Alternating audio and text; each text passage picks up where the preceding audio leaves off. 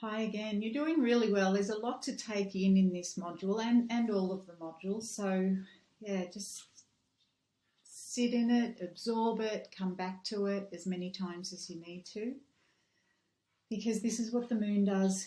It just sits, it takes in what it needs to take in. And it's an interesting card because, you can hardly see things by the light of the moon. It's interesting that even the daylight has shifted and the light on the camera is a little bit different as well. And this is what happens when the sunlight's changing and we're getting closer to the moon's energy. Things shift, our understanding shifts. So you wouldn't buy a car by the light of the moon because you wouldn't be able to see little dents and scratches and things like that. We'd need a torch, but even then it wouldn't be clear enough. So what is going on in the moon, it's asking you to sit in your psychic gifts and your spiritual self and to just feel. It's feminine. Men can find this hard to do because they're the sun. This is the feminine, it's the divine feminine. We can sit in this a lot easier. It's not about acting. Things are not always as they seem here. There are mysteries unfolding, secrets to be revealed, and it's a time to pause. It's also why they call it menopause, because that's where this card comes up. There are no words needed, just feel your way. We encountered another version of the moon with the hermit. So you see how he's got the light within here and just in his individual space. Now we know that that light is part of something greater again. And gosh, tuning in on a human level and understanding that everything inside of us is our own creation. So even our fears are our creation. I think, therefore I am. So what we seek now is truly within. There's nothing outside of us, nothing but our own reflection back to us. The moon also reminds us of our past history, past lives, ancestry, and can call on you to do some research into the family history. So card number 18 is Magician, number 1, and 8, the Strength. And the 9, which is the Hermit, is working on our inner and passive nature. And this strengthens our inner relationship to self. So who you might meet in the moon card is a philosopher, astrologists, mystics, menopause, like I said before, women's cycles, metabolism, intuition, wisdom, everything spiritual, psychic, mediumship. It's the rite of passage. It's when we dream. It's the twilight as well. It's also oceanographers and deep divers. I could sit in this card. Go out and sit under the stars and the moon tonight and really draw that card in. So the shadow and the weaknesses of this card can be illusions, secrets, could be affairs, escapism, imbalance, and deception. And then we move. So we're working our way into the light, through from the tower to the star to the moon, and now into the sun. And the sun is in Leo. Now I can see you, it cries out. The sun shouts with confidence, and the inner child's innocence is fresh, it's vital. We're able to create a new image of ourselves. It's time to celebrate, your arrival. You've made it. It's like sometimes getting a new job, or like the universe has said yes, and you've snapped it up and you've grabbed the opportunity. So your inner child is the secret to living life fully in your sun card. Embrace this innocence every day. If you're thinking of moving, then maybe this can be a move to warmer climate, to soak up the sun, or even a holiday up north.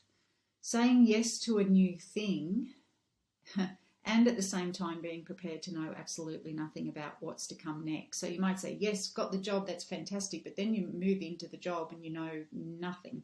That's part of the sun card as well.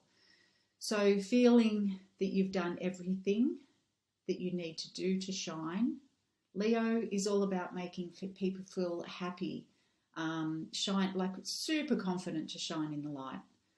The unconscious moon is now conscious in the sun and can also be moving up the ladder of success.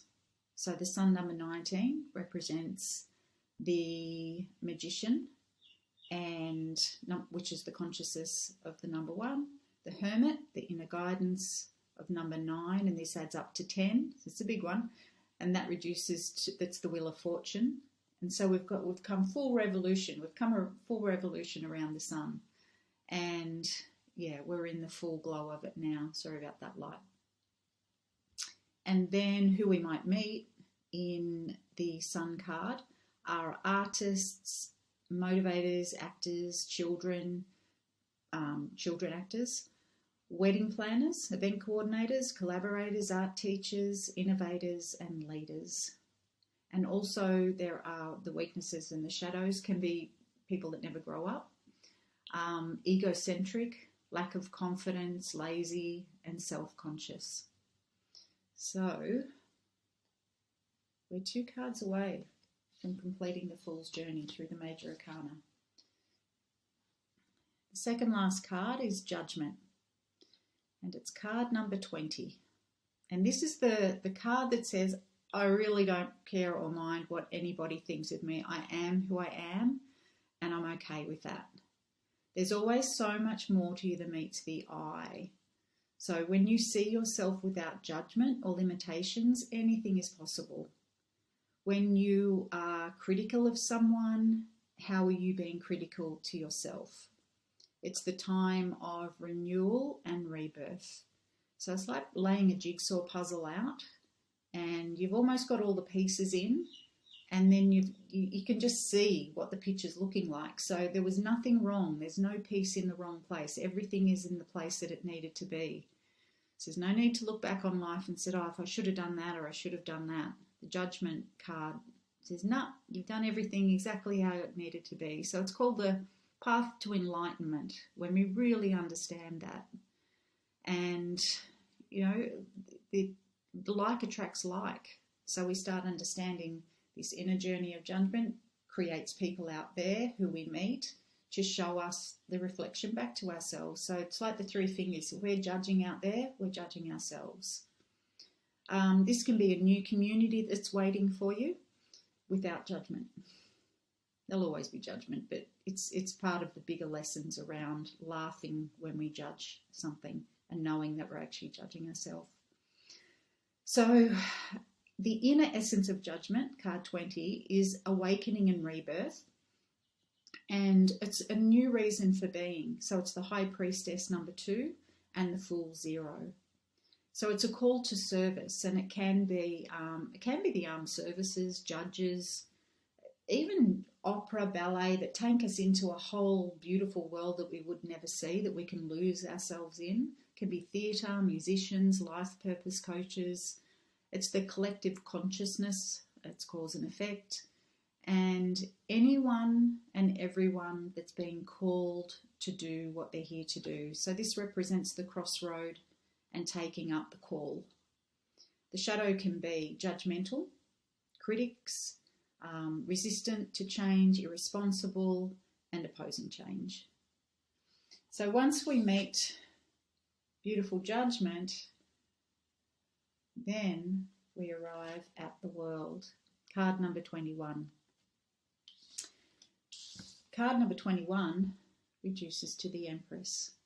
So you can see how this is Demeter, Mother Earth, and then we've got the world. So they do sit beautifully together. And the world, the circle, represents the Fool within us again. So here we return back to the masculine and the feminine blending together. So it's like taking the weight of the world off the shoulders, and it's the dance of completion. So this is where the Fool returns to its natural state of oneness. The masculine and the feminine separation becomes whole again. Travel is on the cards too, not only with the world, but creation of like an online website. so that your business can travel the world. It could be too when, if you have a family, it could be when your children are moving. It could be empty nesters. This is what the world is about. You've learned so much through traveling through the Fool's Journey, and it's time to begin and elevate your soul journey even further through higher learning such as philosophy, philanthropy, psychology, anything that takes you outside the normal world. The 4 elements on the corners here.